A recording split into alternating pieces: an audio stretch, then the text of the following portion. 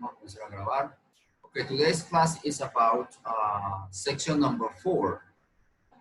Section number 4 talks about the economists toolbox. Toolbox means like equipo de herramienta, el equipo de herramienta. So the tools that the economist needs in order to predict, in order to understand, in order to interpret different situations that took place in the economy. Okay, so they use graphics, they use charts, they use models like the one that we studied last week. Remember, the PPC is a kind of a model in order to understand or to see the possible combination of resources in order to produce a certain good or service. Okay, so those are instruments that they use in order to interpret the economy. So one of because the economists, they use graphics like statistics graphics. We are going to watch a short video that talks about this instrument, these tools that the economists use it in their field. Okay, so pay attention to this and then we'll continue the class. Welcome to Moo Math and Science. In this video, I'd like to talk about which graph do I use. There are lots of different graphs that you can use in math and science, and sometimes it's hard to figure out which type I should use to display data. Here's a nice chart that goes over different types of graphs and when you should maybe use them. First, we have the bar graph, and this shows the number in particular categories. A circle graph compares parts of the data to the whole. A double bar graph is good for comparing. Box and whiskers show measures of variation. A histogram is good to show frequency of data divided into intervals. A line graph shows change over time, and a line plot shows frequency on a number line. So let's look at particular examples. Up first is the bar graph.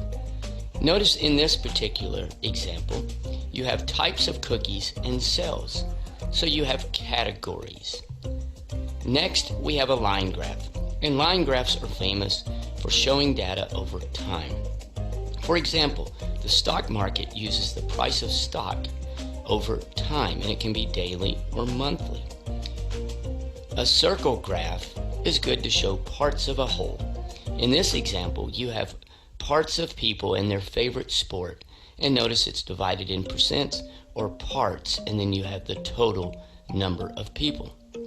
Next, we have a double bar graph, and it's good to compare data. In this example, you have a survey, and then you have the number that consider themselves Christian, no religion, etc. But you see that it compares the different data. Okay. Next, we have a histogram. When do we use these? They are very good to show intervals. Notice that you have the height of black cherry trees and then the frequency, but also notice that it's over, you have a range or an interval of height. So again, histograms are always, not always, but are used well for intervals. A box and whisker is good to show variation among your data. In this example, you have age of runners in a 5K race, and you can quickly see extremes. You can see the youngest on the left, the oldest on the right, and a mean, but it's a quick way to glance and see variation among your data. And finally, you have a line plot, and this is good to show various categories on a number line. In this example, you have sporting equipment and how many you have of each, and it's on a number line. So there we go, looking at different graphs and when to use them. Thanks for watching, and Moo Math uploads a new math and science video every day. Please. Okay, this was today's video. Now let's begin the class. Remember, you need to write this new topic in your notebook, okay? Gustavo and Monica and the rest of the class. Now this is today's class, section number 4, the economics toolbox, okay? Now, remember you need to write the title with today's date and then you have to write the vocabulary. This is the vocabulary, okay? As soon as we finish in the afternoon, I'm going to load up this presentation. But anyway, you have already the PDF document, you had it already in your platform. Okay, so print it out, please. Oh, it's here. Maria Santa Maria Chillosa.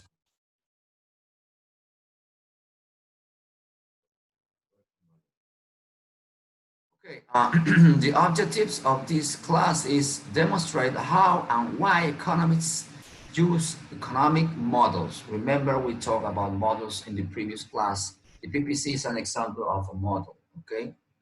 Understand how and why economists use statistics, charts, tables, and graphics. Why they use it. Understand how they use it, how to interpret these, these figures, okay?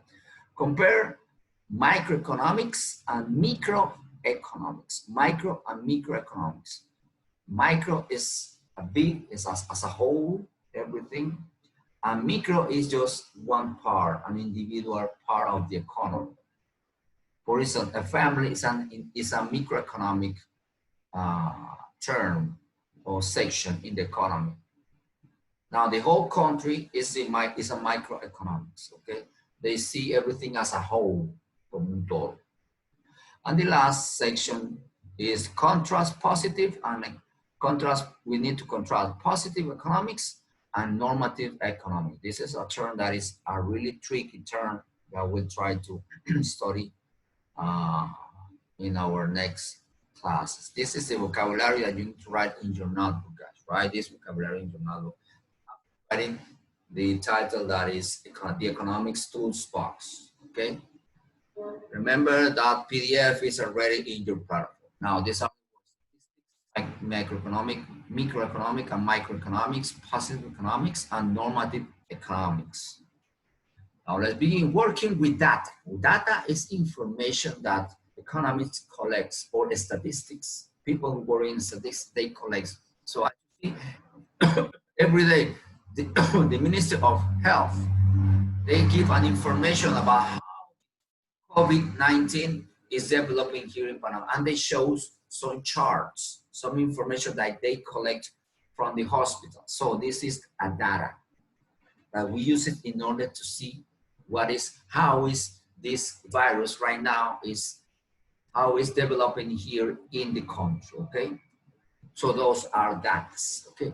Now, individual business owners and government officials make economic decisions all the time. Now, with that data, the Ministry of Health, they decided that starting from next Monday, the quarantine is gonna be over. Did you hear that? Anybody, did you hear that? No. Yes. Yes, they said that yesterday they announced that because they were discussing and studying all this chart, but then they saw and they decided, because studying this chart or this information or this data, they decided that from Monday on, the 1st of June, that is on Monday, the quarantine is gonna be over, and everybody could go out, of course, wearing their, covering their mouth, okay? The face mask, okay? They have to wear it, and also be very careful with your cleaning your hands and things like that, okay? So that's from now. Because they decided, because they have some data, some information that make them take this decision that I just mentioned, okay? Now, economists study these decisions and look for logical ways to explain why some nations are rich, like the United States, like England, like France, like Japan, like China, and others are poor. Countries are poor, like Haiti, like Nicaragua, like Salvador, countries like that, okay? And also, economists also take decision about this, why some consumers want one kind of products while others want another. For instance, let's pretend that Gustavo, he really enjoy the food from McDonald's. Let's pretend that he loves McDonald's. While Monica, she doesn't like so much McDonald's, but she likes Burger King, for instance. Burger King. So that's why in economics they said this: why some customers want one kind of products and while other wants another kind of products. Gustavo, focus on the class, Gustavo. Some economists can interview every person in every nation, guys. Okay, they cannot interview every person in every nation about economic choices. They rely on statistics. They need to trust on statistics in order to make some inference about those information. What is a statistics? Statistics are numerical data or information to see patterns of behavior, patrones de conducta, okay, pattern of behavior. Now, they developed then economics model that I mentioned already and we discussed it in the previous class. Now, PPC, economics model, is an example of economics model. Now, statistics also is an economics model. This is the language of the economist. This is the language that they use in order to interpret different events, okay? Using economics models. For instance, when you were in primary, when you were in elementary, in a school class, you may have seen a model of a lunar eclipse, which shows how, with the sun behind it, the Earth casts a shadow on the moon, that is the eclipse. So this is an example of a model. This is an example of a model, and so that means that models, they use it in other fields, not only in economics or statistics. They use it in commerce, they use it in marketing, they use it in an engineer section, they use it, okay?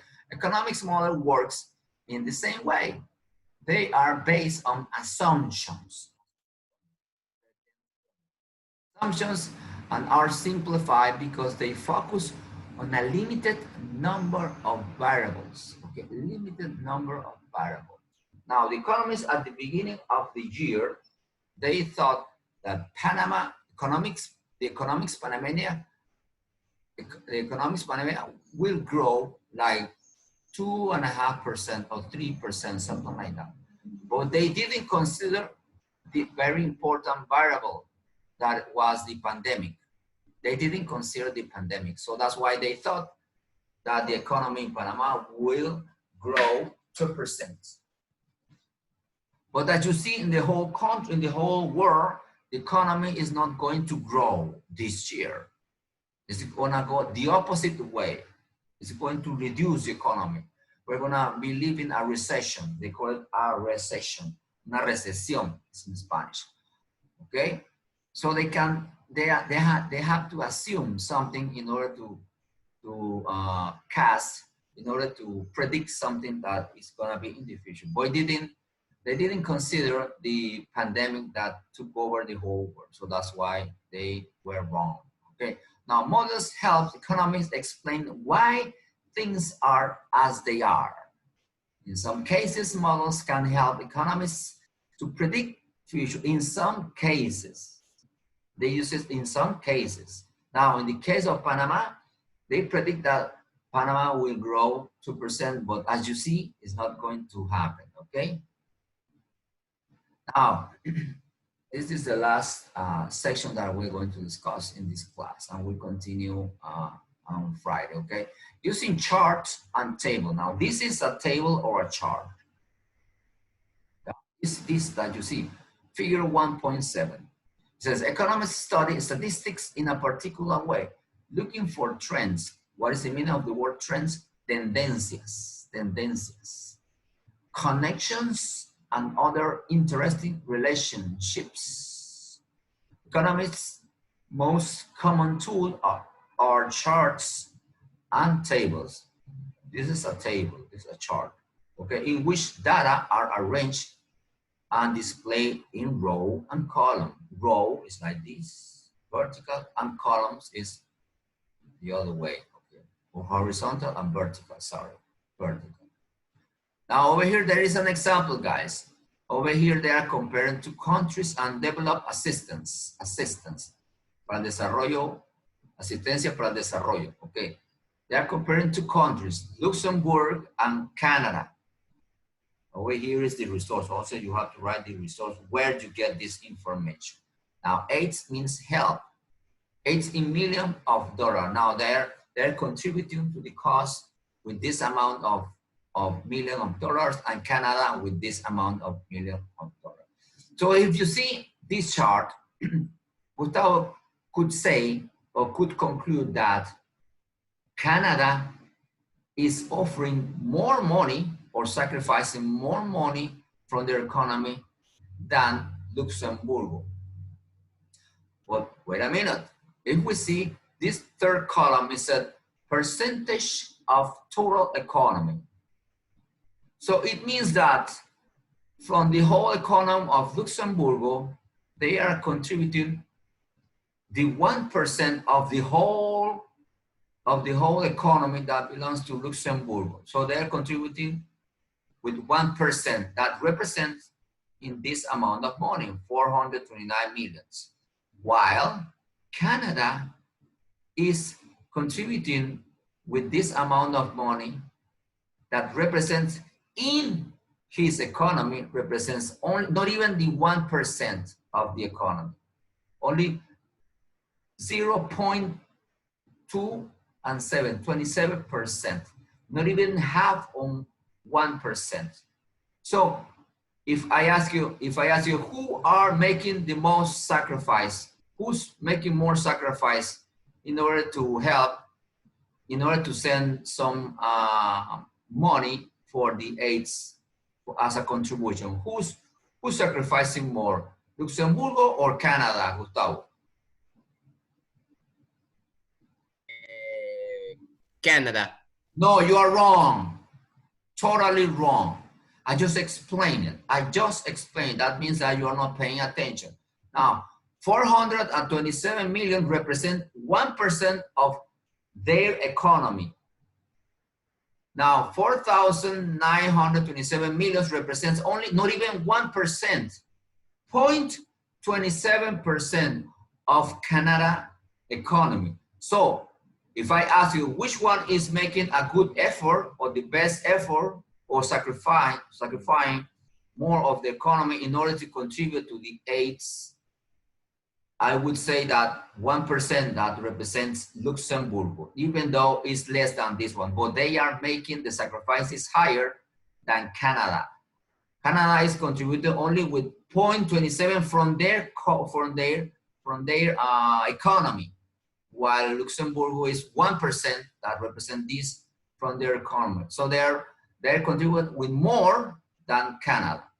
Okay, so you have to be very careful when you see a chart like this. Could be very tricky. Okay, now let's stop right here, guys. It's 2 minutes to finish the class. Now remember, next week you have the tests, guys. Okay.